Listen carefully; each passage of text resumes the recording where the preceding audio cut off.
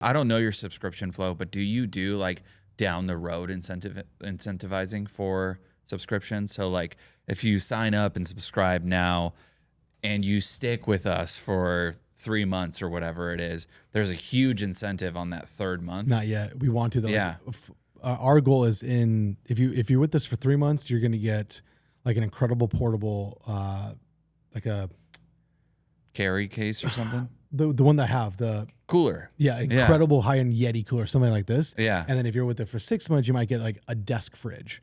Like things like that where you're like, whoa, like that is really, really valuable because that person to us is really, really high-end. So we don't have this just yet, but what we do, which I think is genius, if they stick with us past each month, they're automatically enter to win X free product. Yeah. And so that's like anybody could run this at any time. Like you're going to get a double of your 6-pack. Just have to make sure you stay with us past usually the churn date. Yeah. And not to completely like ignore your new customer problem whatsoever, but like the other thing that is important to focus on is subs and then keeping those people around for a long time. Is your churn going up in this period where you haven't had product, or how's it working? It's been flat. It's been like either like the only reason why net churn is going up is because net acquisition of new subscribers is going down. Right.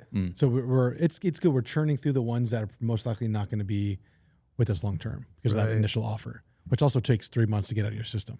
Yeah. I'm thinking about momentum because you're like, okay, the team's been in this mode of like, we got to save money. We got to save money. Yes. It's a cultural thing now. And then all of a sudden we're going to be like, we have to go back we have to shift from optimizing to maximizing, right?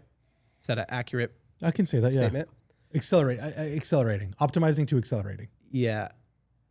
I think about all of the big momentum events of like everything that you and I have done together or anything that I've done. And it almost always like is this like day one, first few hours type of thing, which is why I love an initiative around email list growth, opting in for offer or opting in for product when it comes back, just to like build up like this big dam of water that we're ready to release. And then as soon as product goes live, it's like, oh, by the time everybody woke up today, we'd already done $250,000. Yeah. And now everyone's like, well, our momentum has shifted. You know what I mean? Yeah. So just definitive shift. Optimizing, growing your own channels. Like your own, I think so. Yeah, and then it could be a follower growth. I also love list growth. Yeah. I also love a spiff to whole marketing team. If we can hit a certain like opt-in number, you ask them what you think it could be, even, you know what I mean? And then like make the goal. So it's like, it's challenging, but I think they could probably get it. You know what I mean? And so then it's like, okay, we got an incentive where they're like motivated to maximize again. We're maximizing list growth.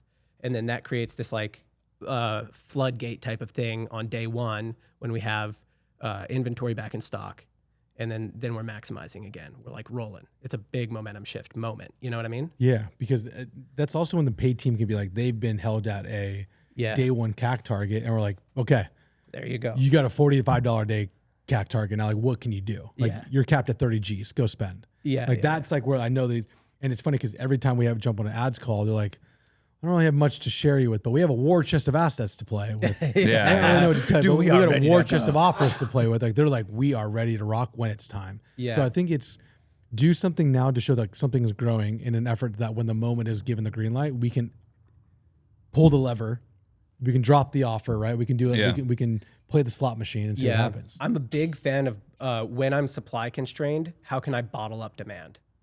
You know what I mean? Yeah. Okay. I can. And see this is every business agency. We've talked about this many times with agencies. Can't take on clients. Yeah.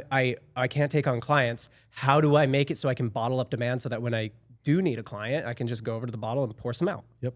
How do we do it with e-com brands? With e-com brands, I think it's easier. So so that's on a momentum shifting thing. Now here's a momentum shifting thing, but from a people standpoint, in a very quick reply. So we have a brand new VP of marketing, OG. She's been there, done that kind of thing. She's integrating. And we just hired a head of growth.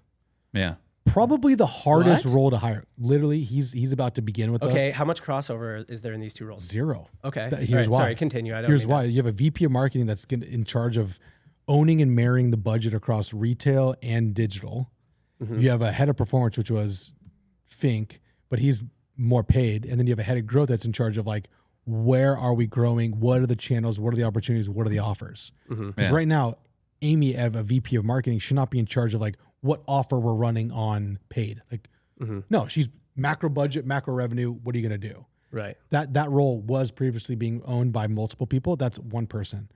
Now you should have a head of performance, you should have a head of retention, and then you have the head of growth that in charge of the two, head of retention, head of performance. Yeah. So now he's coming in. Super funny to hire a head of growth when you're like, by the way, we can't grow right now.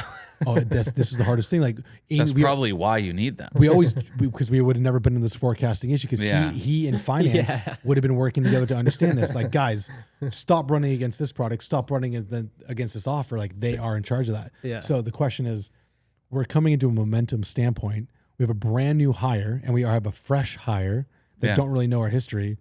How much do they get to own the success of this? How much do they get to own the loss of this? Do you know what? Our friend Nate Lagos, who used to be the VP of marketing at Original Grain, I gave him a call when I first started at Royo.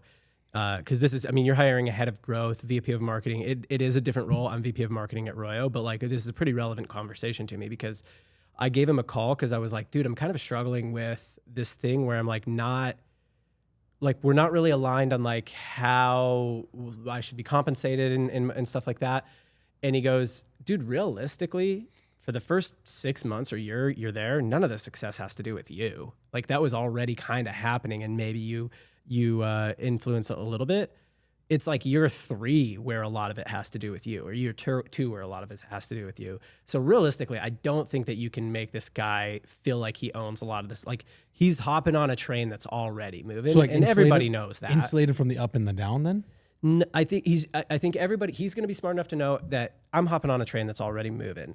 I think the big thing is like what you have is you have a moment to like actually onboard somebody in a moment where it's like, I don't need you to come in and contribute right away because your job is a little bit on pause at the moment, right? So you can like get oriented. Yeah. You have a breathing room. There are people that can come in though, and it's like that old adage of like the plane has its destination and it's already flying. Yeah. But if the pilot tweaks the wheel a little bit, it'll end up in another place. Yeah. So like although I agree with you that like it's gonna be hard to be like, hey bro, welcome to the team. This is on you now. Yeah. It's more like, hey, welcome to the team. If you can turn the plane a little bit, we'll notice it in a good way. Like if you can turn the plane to a better growth period, then that's awesome. But at the same time, yes, it's going to be tough to let them wear the all whole right, bro, thing. you're in charge. You just came in. Like that's really hard to change in a person. I think you have a moment to let them orient, which is really uncommon in e-commerce brands. Yeah, you're right. Like you got to hop on the treadmill usually. But learn fast.